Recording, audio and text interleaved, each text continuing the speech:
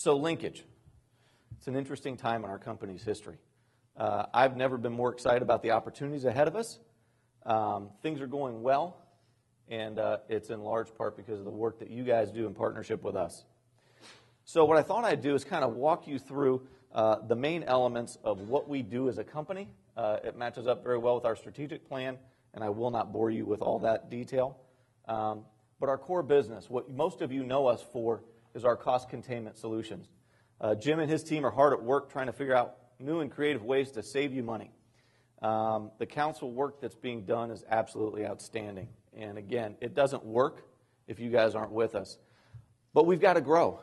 Last year, it was challenging. The competition is stepping up their game, and that's forcing us to improve in many different ways. We just recently brought on someone to support that effort. So while we have Jim Norris, Jim, stand up in the back of the room. You all know Jim from Linkage Solutions. We now have Jason Bright, we just brought on as our new Director of Business Development. Jason, stand up. I've known Jason a lot of years. We worked together in a previous life. He was most recently Vice President of Commercial Lending for PNC Bank. And his responsibility is going to be to help us grow, which will help us drive more volume and save you guys more money. Last year we launched something, actually it was 2010, really unique, and it was our Innovation Council. And what we thought they were going to do is not actually what they ended up doing. They were supposed to look at a portfolio of products, services, and technologies designed to help people age successfully in their own home. And here's what we found. A lot of these products absolutely did not resonate with you guys or with your residents. It was stuff they didn't want, stuff they didn't need, and at price points they weren't willing to pay for.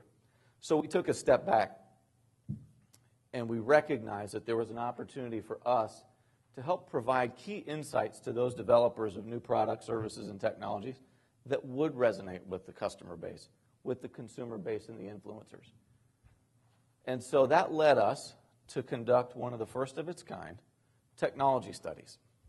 Last year, in summer, we conducted the first ever technology study about the wants, needs, and desires of older adults relative to technology ever done. Most of what you see out there stops at age 65. And for the first time, in partnership with our members, we reached into the older adult demographic, and we were able to understand exactly what they want because we talked directly to them. And so Sue will be sharing some more about what the findings were there, but it was groundbreaking, and it's getting a lot of attention. And what's really terrific is it's putting a spotlight on our members and the great work that they're doing and the valuable resource they are for the broader economy. So we were in Washington last week, and we were at a briefing with AARP, and I won't bore you with a lot of numbers, but this number isn't boring. $3.5 trillion with a T. That's the amount of consumer spending that takes place among people in this country over the age of 45. The fastest growing demographic in that age range is over 85 group. So you are experts in the field that people want to learn about. You have access to a very difficult to reach demographic that people want to learn more about. And we're putting a business around that Sue is going to elaborate on later.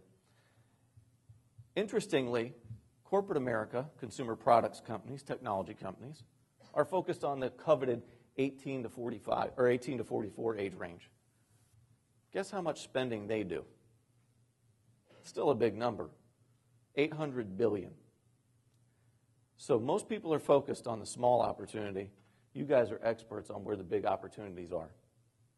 So think about that. Think about how you can reposition your value in partnership with us. How you can impact the community around you in new and creative ways. But we wanted to go further. And linkage is not just about cost containment. It's about identifying new ways to generate revenue. Because we can't cost cut your way into long-term sustainability. So Linkage Ventures. It's been around for a little while, but we knew we needed to really sort of ramp that up. So we added resources to that part of our business. And where's Steve Whitman? Steve Whitman is our Director of Strategic Investment. And then we recently brought on a gentleman by the name of John Hopper, who's the Managing Director of Linkage Ventures. John, can you stand up? And I will tell you, it has been a game changer. Linkage Ventures, for those of you who may not know, we pool our capital along with that of our principal members and other strategic investment partners like Mike Venerable from Cincy Tech, Mike, to invest in companies that are developing products, services, and technologies geared towards the aging population.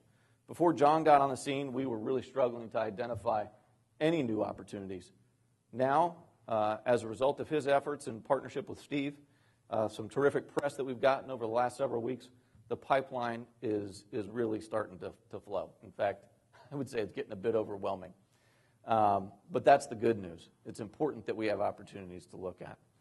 And then finally, we really, really want to be excellent at what we do as a company. So we're putting a lot of effort, focus, and resource behind becoming a sustainable company ourselves. Linkage is 10 years old, but we want to be around for the long term. We've got members who will soon be celebrating, John, 110 years? Next Friday, Brethren Retirement Community. LEC Twin Towers has been around how long, Scott? 113 years. These are organizations that have been built to last, and we want to be here as a long-term partner for our members.